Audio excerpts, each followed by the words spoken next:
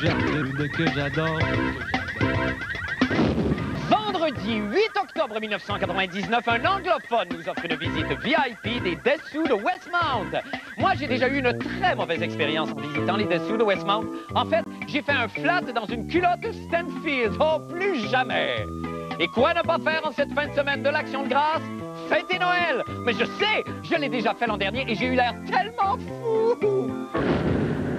Oh, bonne fin du monde et bon vendredi, mesdames et messieurs! Tout d'abord, des nouvelles de moi. Vous savez, je n'ai qu'un but dans la vie, moi. Répandre bonne humeur, rigolade et galipette.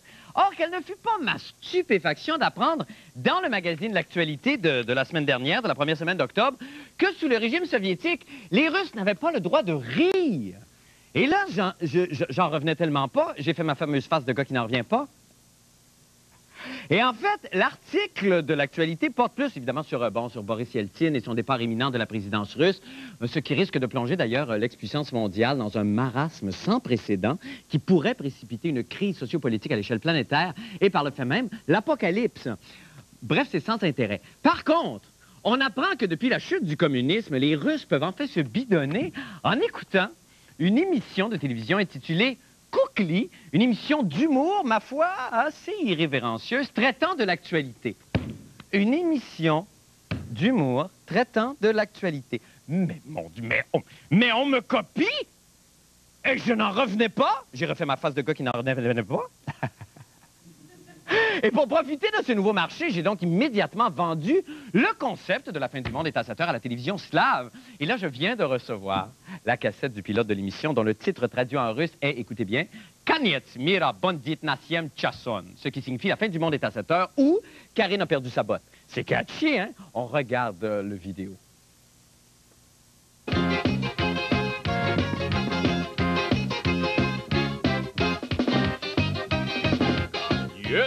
Mira bondit nasiem chason. Bonne fin du monde, mesdames et messieurs. Tout d'abord, des nouvelles de moi.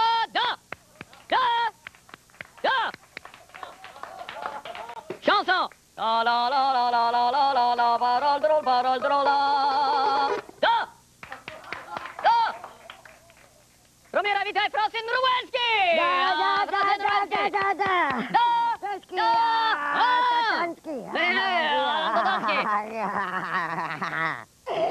Qu'est-ce qui est arrivé de bon avec Mme Tatansky cette semaine? Amaché Damansky. Oh,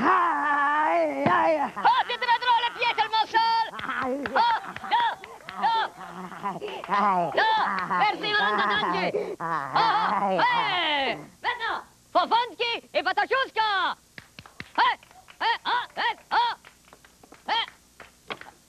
Voilà, Fofonski et Patachouska. Premier acte, Boris Yeltsin. Vladimir Poutine. Patat Frisky. Hey, Gorbatchev. Aha, Tchétchénie. Aha, comme un téléski. Tout le monde danse ski. Da.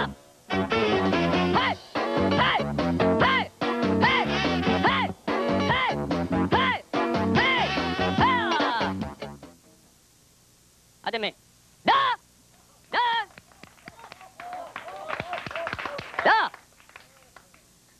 Nos plus sincères excuses à toute la communauté russe. On ne fera plus jamais ça, promis. Maintenant, pour les nouvelles de la fin du monde, eh bien, voici venu le moment de vous présenter notre journaliste vedette mystère qui descendra le grand escalier de la fin du monde. On y va, mon journaliste d'un soir. Oui, c'est toi, mon reporter. Tu vois, excusez-moi. Ah ben, wow! Excusez-moi! Je m'excuse. Mais là, vendredi passé, ils m'ont passé une semi-vedette. Puis là, vous n'êtes pas une vedette pantoute. Descendez de là. Au plus sacrant. Descendez de là, je m'excuse. Je vous connais pas. Un instant! Excusez-moi! On me parle ici. Qu'est-ce qu'on m'a dit?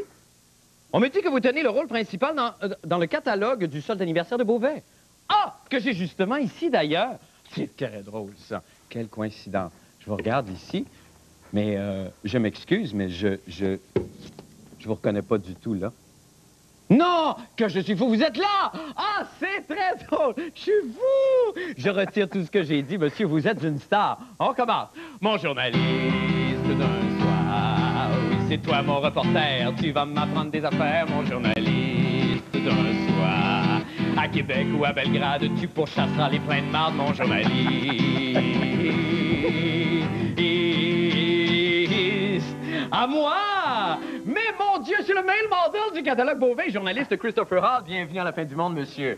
Mais bien, content d'être là. Ben oui, vous parlez très bien français, monsieur Hall. Merci, jusqu'à présent. Merci beaucoup. Écoutez, avant qu'on puisse discourir un petit peu plus longtemps, laissez-moi présenter votre reportage, d'accord, monsieur?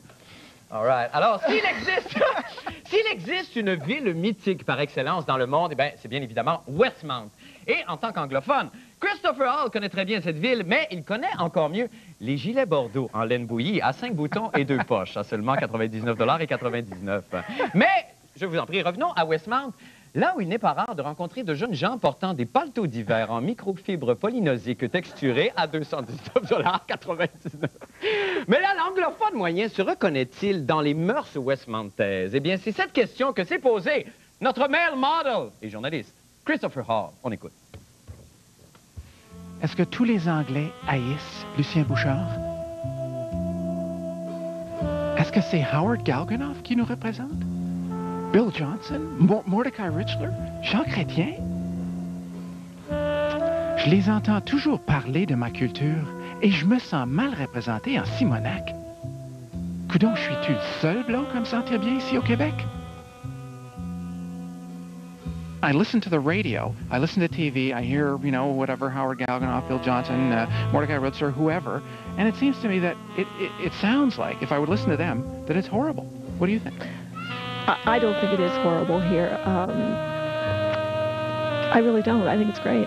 J'ai passé 16 ans à Toronto, et puis j'ai revenu ici il y a 2 ans. Et puis j'aime ça. Moi, je suis content. Montréal est une ville, vous savez, avec une qualité de vie sans parallèle, d'après moi. L'anglais, c'est ma première langue, comme j'ai dit, puis ma famille parle anglais, mais on parle français aussi. Alors, je pense que le français est le charme de Montréal. C'est vraiment, la culture de Montréal, ça vient de la population qui est la majorité francophone, mais aussi il y a un peu de la culture de les anglophones aussi. Alors, comment vous sentez-vous dans votre église ici à Westmount? Ah ben écoute, on est littéralement chez nous, là, ici à Westmount aussi. Moi, j'habite pas à Westmount, mais quand on vient ici à l'église régulièrement, c'est comme si on était chez soi. Hein? Parce qu'au fond, il y a 2 discours qu'il ne faut pas écouter régulièrement. Les nationalistes qui pensent que le Québec, c'est juste pour les francophones. Et puis les extrémistes anglophones qui pensent aussi que les anglophones ne sont pas chez eux au Québec. Mais je pense qu'au Québec, on est... Et où est-ce que vous êtes dans tout ça? Oh, moi, je suis au beau milieu de tout ça. Je pense que c'est la meilleure position, en fait, être au beau milieu de tout ça. Ça, c'est clair. Ah ben, du lawn bowling, boulingrin. Ça aussi, ça fait partie de ma culture. Est-ce que c'est difficile à jouer? Oui, c'est difficile. C'est plus difficile que ça a l'air. Il y a toutes sortes de règlements. Vous savez, les règlements de la jeu, c'est comme n'importe quel jeu. Okay. Il y a des règlements, mais nous autres, on a plusieurs aussi. Ici, c'est tout en blanc. Vous n'avez pas le droit de venir sur les greens, comme on dit, si vous n'êtes pas habillé en blanc. Et c'est quoi ce règlement-là? C'est une tradition très ancienne. Vous savez, ça fait des générations que nous sommes ici à Québec. Puis nous sommes bien reçus, puis on va rester ici, c'est tout. En tout cas, c'était ça notre petit tour de Westmount. Plein de choses à découvrir, des fois un peu weird. Je sens qu'il y aurait peut-être un petit vent de changement. Malheureusement, j'ai plus le temps d'en parler. Faut que je prenne mon thé.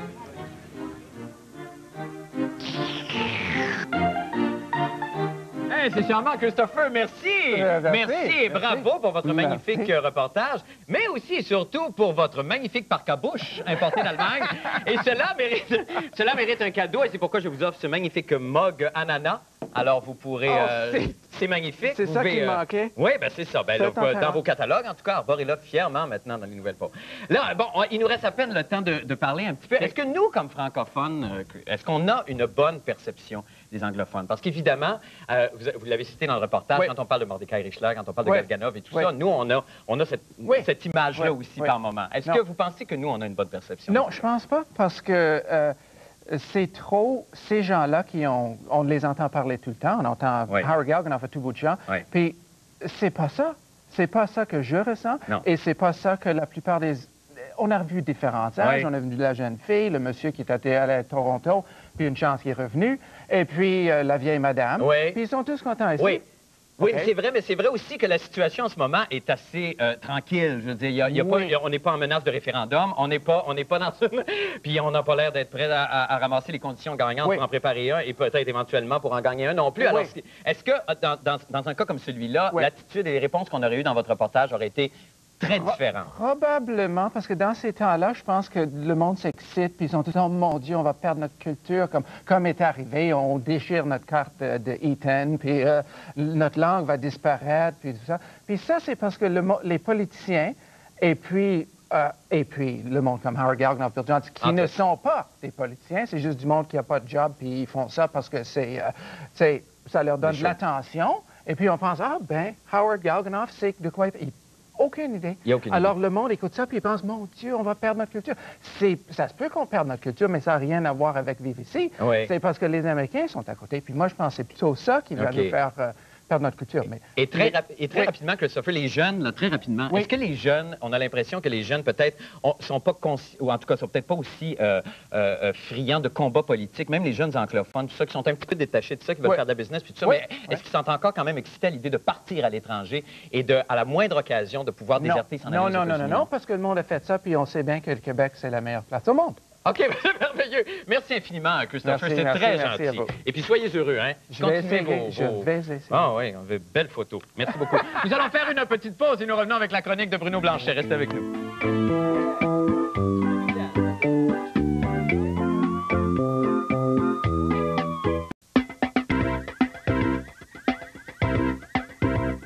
Eh bien, voici venu le moment de la chronique « Quoi ne pas faire en fin de semaine » avec M. Bruno Blanchet. Yeah!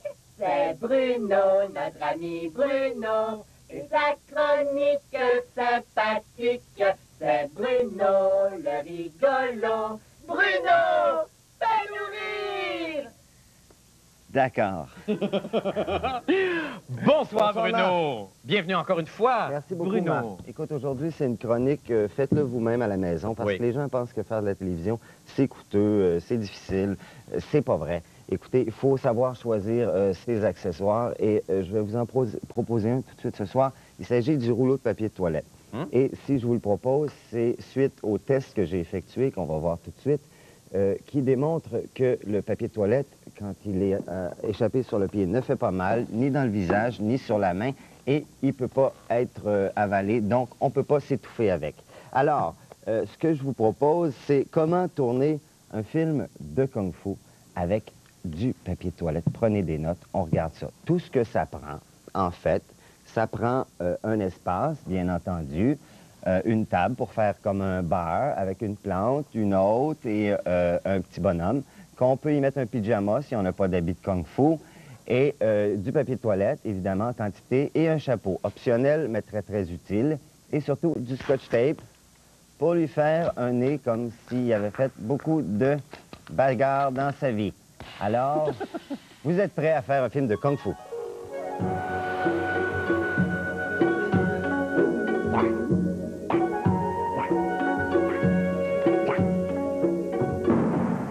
Aubergiste, tu me donnes à boire. Tout de suite.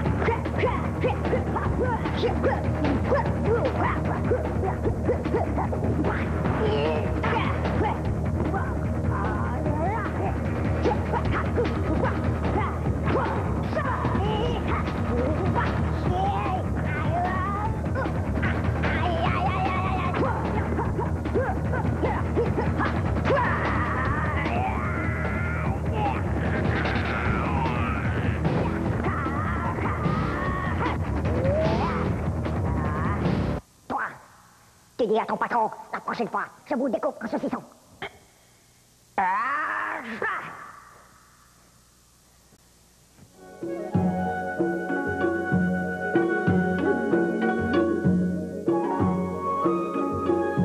Ah, c'est bon! Oui, C'est très tu vois, bon. Tu vois, on peut donner justement toutes sortes de fonctions au papier de toilette. Et pour les gens qui n'ont pas accès à des espaces comme ça et à des petits bonhommes en pyjama, écoutez, vous pouvez procéder encore plus facilement, je pense, en vous procurant des grands classiques. Et on va voir justement une recréation de la finale de King Kong, suivie d'un film que vous allez sûrement reconnaître. On regarde ça, avec encore moins de moyens.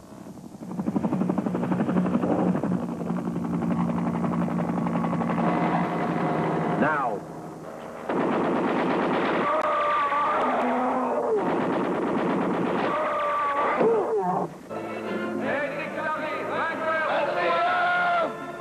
Rocky!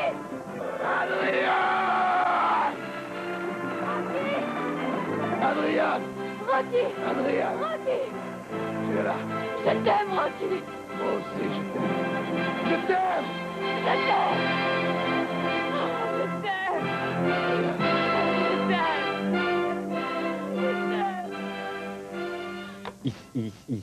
Ils vont s'aimer. Oui. C'est ça. Je pense que oui. Ah, c'est beau. C'est beau, hein? C'est magnifique. Merci infiniment, Bruno. Merci beaucoup. plaisir. Et bon week-end. Merci. Et bonnes vacances. Ben, reposez-vous bien. Nous allons faire une petite pause et nous revenons avec M. Paulo Delesports tout de suite après ceci.